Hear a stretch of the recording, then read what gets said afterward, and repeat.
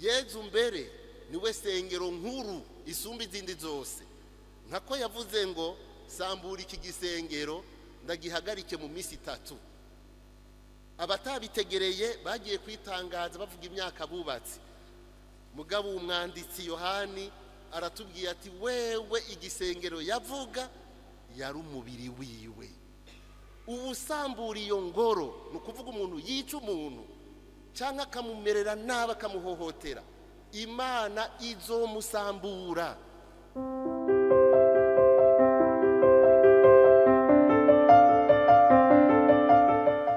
Kuri uyu munsi duhimbaza ihezagirwa gisengero y'umucunguzi yitiriwe kandi Yohani Batista, iritirirwa kandi Yohani umwanditsi w'inkuru nziza.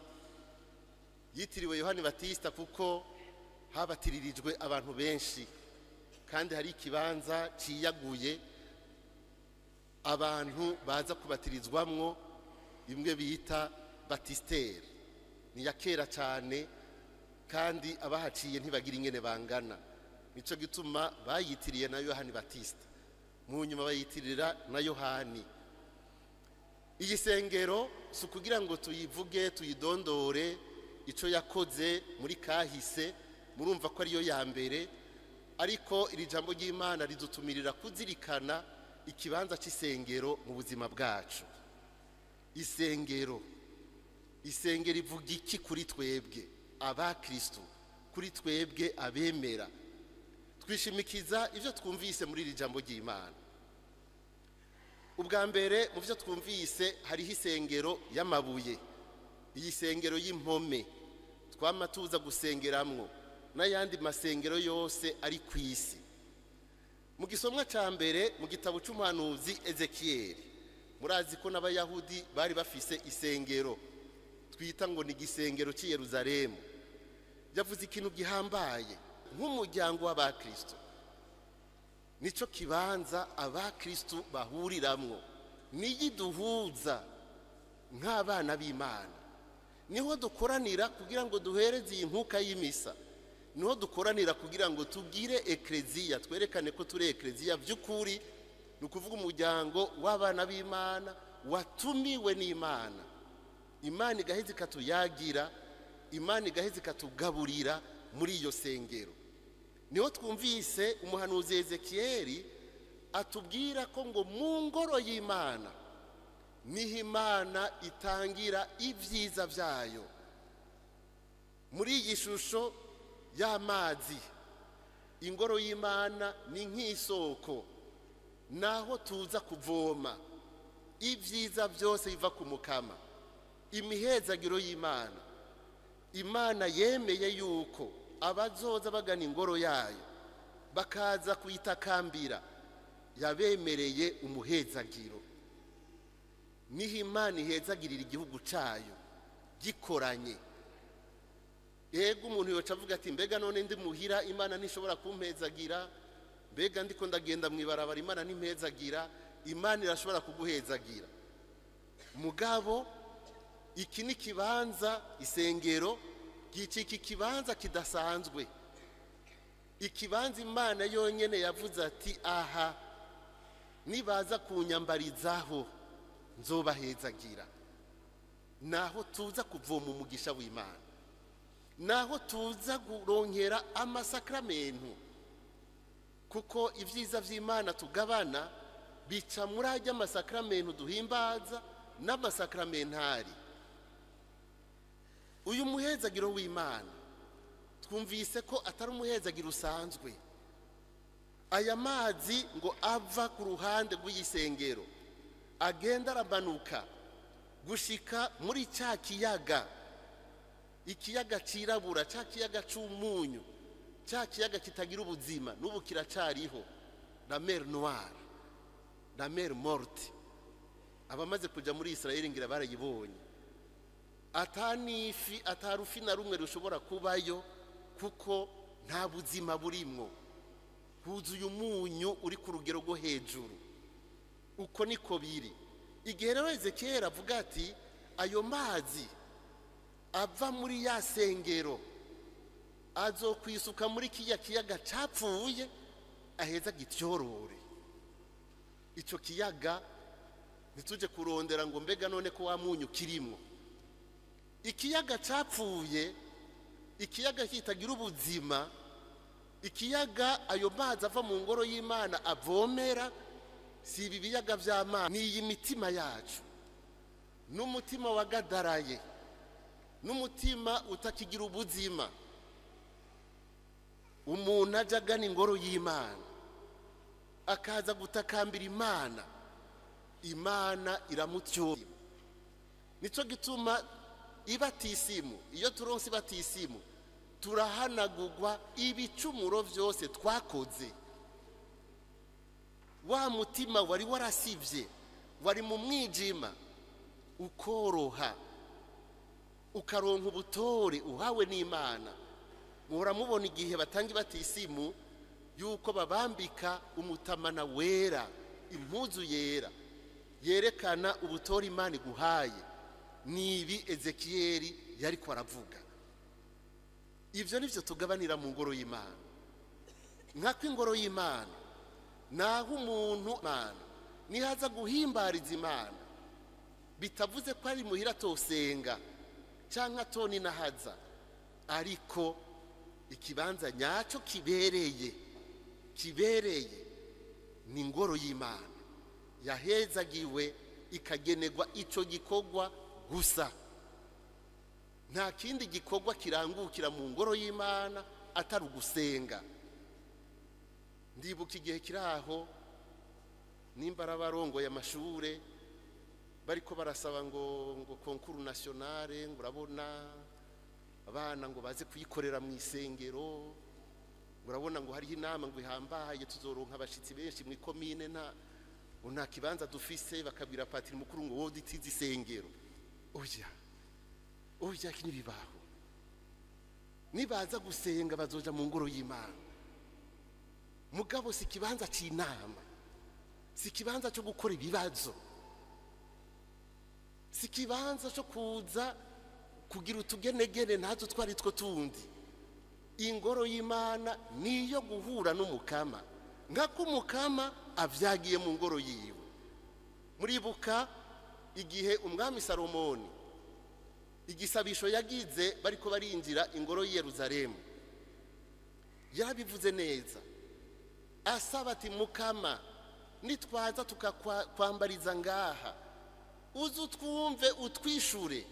Ico gihe babonye igicu kimanuka gica gitwikira yanzu yose.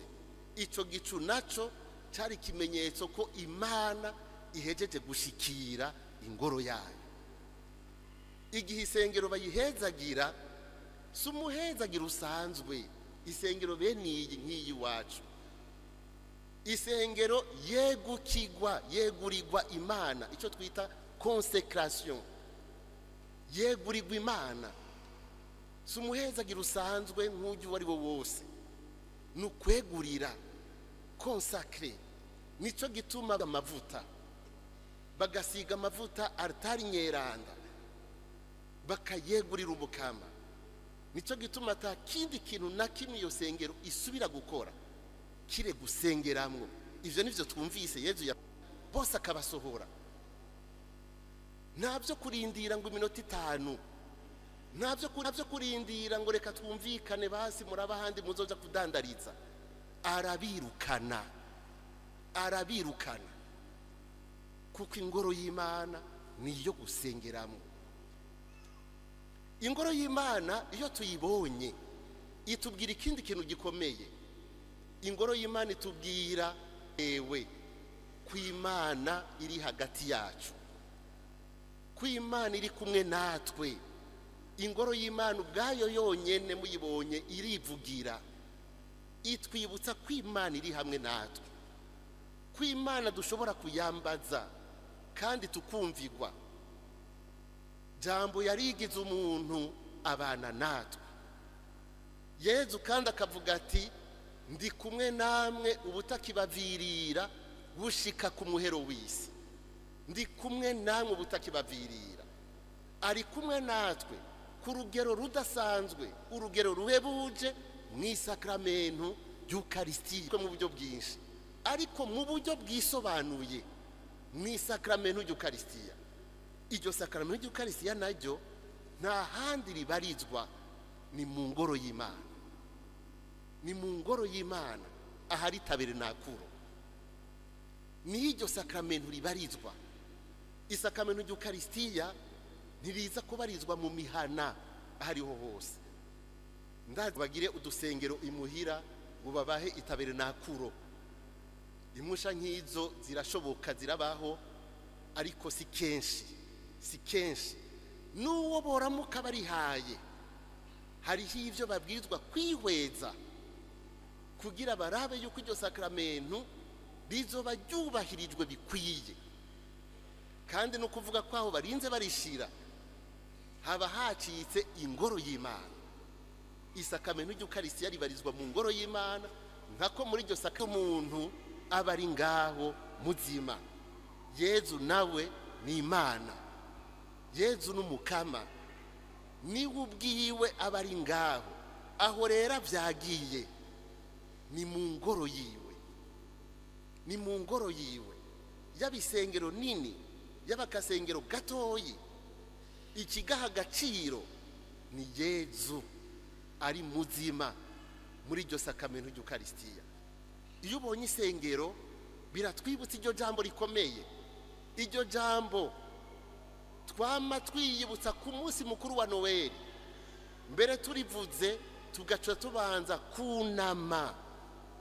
Igihe cyose turiko turavuga igisabisho ca ndemeye, dushitsaho tuvuga ko yigize umuntu, yasamye inda mu nda ya Bikira Mariya, duca twunama kuko tuba turiko tuvuga ikinyegezwa gihambaye kiraba icungurwa ryacu. Isengero iratwibutsa iryo jambo ko Imana turi kumwe. Nico gituma duhimbagwa, nico gituma turiko turihimbaza iyo sengero y'umucunguzi iratrani. Tuzirikana amasengero yacu, tugaheza tugakengurukira Imana. Imana iri hafi yacu, Imana itwegereye, Imana dushobora kuyaga nayo, Imana dushobora kuza guteramira. Isengero igira kabiri twumvise Paulo Mweranda yayitubwiye muri iri baruwa yandikiye Abakorenti, atwibutsa ngo mwebwe mwibuke ko ari mwebwe muri sengero y'Imana, kandi iyo sengero ari nyeranda.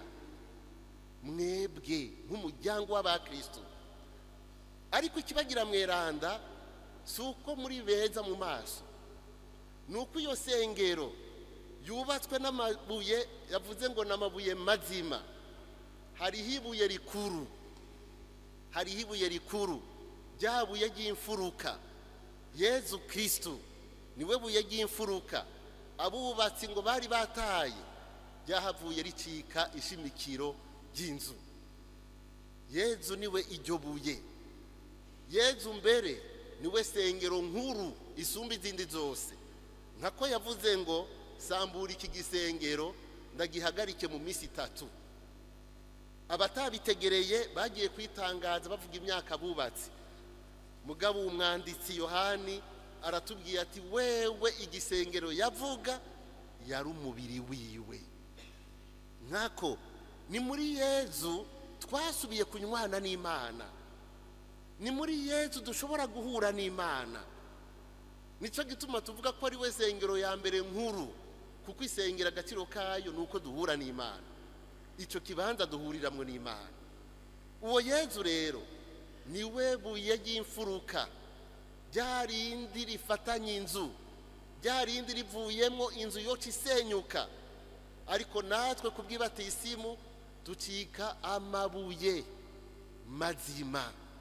Nico gituma ukubaka mu kugira ubumwe n'urukundo no mu gusangira neza ivy'Imana iduha. Iki civugo ca diocese yacu kirajanye cyane n'ubwo butumwa. Mu kubaka ubumwe, mu kubaka uwo muvukano, natwebwe tuba tubaye ekleziya nkako abatubonye abatubonye bakabona urukundo dufitaniye, bakabona ibyo dukora, ngo niho bazokwemera ko turi abana ba data. Ni ukuvuga ubuzima bwacu bubwizwa kwerekana Imana hagati y'abantu, kuko dufise iyo Mana muri twebwe. Ubuzima bwacu bugaragaza ikigongwe cy'Imana, ubuzima bwacu bugaragaza ubuninahazwa bw'Imana, ubuninahazwa bw'Imana. Nkako umuntu muzima, umuntu agendeye ubuntu, akagendera ubukristo bwiwe, uyo muntu yerekana ubuninahazwa bw'Imana. Icubahiro yubaha Imana nico cerekana ingene Imana ininahaye.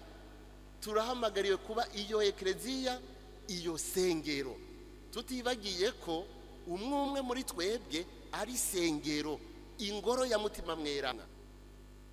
Umwe wese ni sengero ya mutima mwerana. Na Yesu aravuga ngo ugendera amabwirizwa yanje canke uriye umubiri wanje, mba muri we nawe akaba muri jewe. Uwunkunda na data azomukunda, duheze tuziwe tumugire ingoro yacu, ingoro yacu. Umutima wacu Imana yawuremeye kuba ingoro y'Imana, yawuremeye kuba ingoro y'Imana. Ntiyabuge muzima mu gihe uri mu Imana. Na za mpene na za numa n'abavunjaye, ni ukuvuga birondera ifaranga gusa, uwo mutima uba wafutanye. Aho niho umukama ashaka kwinjira mu mutima wawe, kandi yinjiye ashaka yuko izo mpene, izo ntama, izo numa, nimba hariyo n'inkoko n'imbata n'ibiki byose, ibyo byose bibwirizwa gusohoka bikava mu mutima w'umuntu, kuko Imana iraduhaye umutima, aho ishaka kubana natwe bikava mu mutima w'umuntu, kuko Imana iraduhaye umutima, aho ishaka kubana natwe ishaka yuko tuyugururira umuryango w'umutima waka kwimikwa mu mitima yacu. Imana ishaka kwicara ku ntebe y'ubwami mu mitima yacu. Mugabe intama n'inka zibwirizwa kubanza gusohoka zikaja mu ruhongore rwazo hanze. Wewe ntiwemere kuba uruhongore, kuko umuntu ntiyagizwe ngo agibe uruhongore rw'impene n'inka. Oya, ivyo nibije mu ruhongore rwo hanze inyuma y'inzu. Ingurube zose zije hariya kure zirafite ukuntu zimotesha, mugabo mu mutima wawe Imana igira icicaro cuzuye. Iyo niyo ngoro y'Imana Yesu ashaka kwinjiramo. Hariho ikintu rero dusabwa, ibintu bibiri dusabwa cerekeye ingoro y'umukama. Ingoro y'Imana Yesu twumvise ko ashaka yuko yubahirizwa.